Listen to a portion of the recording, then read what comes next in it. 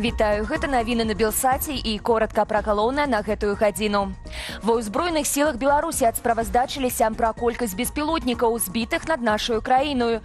Лік у эфіры тэлеканалу СТВ агучыў камандуючы вайскова-паветранымі сіламі і войскамі супрацьпаветранай абароны Андрей Лукьянович. Мы зафиксировали 128 нарушений государственной границы в воздушном пространстве. У нас боевое применение 23 раза. Наши дежурные силы уничтожили 18 беспилотных летательных аппаратов самолетного типа. Расійскія дроны перыядычна трапляюць у паветраную прастору Беларусі. Аднак улады звычайна не каментуюць такіх здарэнняў, не падаюць інфармацыі і пра ўладныя СМІ. Летась на тэрыторыю нашай краіны заляцелі 395 дронаў з Расіі і Украіны, паведамляў маніторынгавы праект «Беларускі гаюн». Сёлета, згодна з выданнем «Флагшток», рэкордным паводле колькасці інцыдэнтаў з беспілотнікамі стаўся люты. Падзенне дронаў фіксавалі прынамсі ў Гомлі і раёне, у Хойніках, Малажыні і на Мазыршчыне. Гомельская фабрика 8 сакавіка на мяжы банкрутства. Летась прадпрыемства працавала ў страту, запазычаны склала больш за 800 тысяч рублёў. Ёсць праблемы з выплатаю заробкаў, паведамляе выданне «Флагшток» са спасылкой на свае крыніцы. Кіраўніцтва абяцала падняць заробак яшчэ ў канцы 2024 года. У выніку нічога не паднялі, а тыя заробкі, што былі, пачалі выплачваць здзекліва часткамі. Выплату могуць разбіць на 5 асобных пераводаў. У адзін дзень прыйшло 200 рублёў, праз 3 дні яшчэ 100. Паводле суразмоўцы «Флагштоку», праз невялікую нагружанасць работнікі прадпрыемства могуць, цытата, палову дня займацца сваімі справамі. У тым ліку сядзець у сацыяльных сетках. Праз гэта ў выніку церпіць заробак. Да прыкладу, швачка атрымлівае не больш за 900 рублёў, пры абяцаных 1400. Праблемы на фабрыцы пачаліся яшчэ ў 2020-м. Да 2022 году уключна прадпрыемства назапасіла 26 мільёнаў стратаў. Сёння ў шэрагу гарадоў Украіны абвешчаны дзень жалобы па ахвярах ракетных удараў Расіі па Сумах. У выніку атакі загінула больш за 30 асобаў, у тым ліку 2 дзяцей. Са 117 пацярпелых больш за палову цяпер у шпіталях.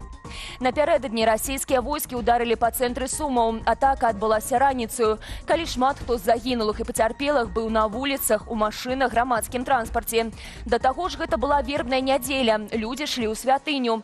Паводле мясцовых уладаў Расія нанесла 2 ракетныя удары, і менавіта другі выклікаў масавыя чалавечыя ахвяры, бо балістычная ракета, імаверна, была начыненая аскепачнымі элементамі і выбухнула ў паветры. Я працювала, якраз сиділа за ноутбуком. Я працавала якраз, сядзела за ноутбуком. Выбух такі страшэнны, што будынак, так скажем, задрыжэў. Я жыву ў суседнім пад'ездзе, туды пабегла да сваёй маці. І што, пакуль я спускалася, другі выбух, вельмі моцны. Сусветныя палітыкі адрэагавалі на паветраную атаку Сумаў. Гэтак старшыня Еўракамісіі Урзуля фон дэр Ляйн заявіла, што гэтыя ўдары, цытата, змрочнае нагадванне пра тое, што Расія была і застаецца агрэсарам. Жахлівую атаку назваў і прэзідэнт ЗША Дональд Трамп. Стала вядома, дзе ў Беларусі могуць пабудаваць другую атамную станцыю. Цяпер чыноўнікі разглядаюць 2 асноўныя лакацыі – на захадзе і ўсходзе краіны.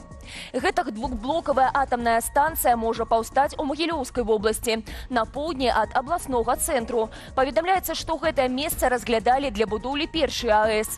Альтэрнатыўны варыянт, які абмяркоўваюць чыноўнікі, дабудаваць 3-й энергаблок да існай станцыі ў Страўцы. Да сярэдзіны гэтага года Міністэрства энергетыкі пры дапамозе Росатама распрацуе тэхнічна-эканамічнае абгрунтаванне праекту. У той жа час дзейная БелАЭС неаднойчы прастойвала праз рамонт і тэхнічныя працы. Не паўплывала наяўнасць АЭС і на кошт электраэнергіі для насельніцтва. Нягледзячы на абяцанні Лукашэнкі утрымліваць рост цэнаў на гэтыя паслугі, яны ўвесь час даражэюць. Хочаце пабачыць пальмы, з'ездзіце ў Іве. Мясцовыя камунальнікі гэтак папрацавалі над выглядам гарадскіх дрэваў, што тыя зрабіліся падобныя да сваіх трапічных суродзічаў. Кадры з айчыннымі пальмамі апублікавала беларуска ў тык-току. Пакажам іх і ў нашым эфіры, без каментара.